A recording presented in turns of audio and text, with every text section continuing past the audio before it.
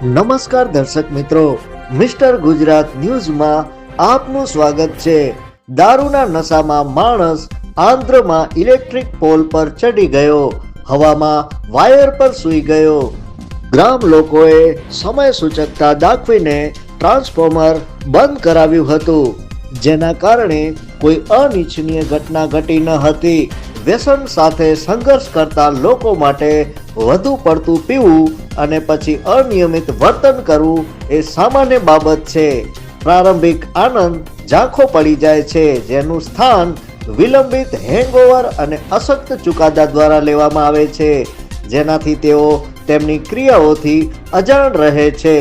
આંધ્રપ્રદેશના મન્મય જિલ્લામાં એમ સિંગપુર ગામના એક ચિંતાજનક ઘટના સામે આવી હતી, જેમાં સમગ્ર પરિવારજનોનો શ્વાસ અદ્ધર થઈ ગયો હતો, જ્યાં એક વ્યક્તિ નશામાં ધૂત વ્યક્તિની ક્રિયાઓ દેશભરમાં વિડીયો થઈ રહ્યો છે વાયરલ।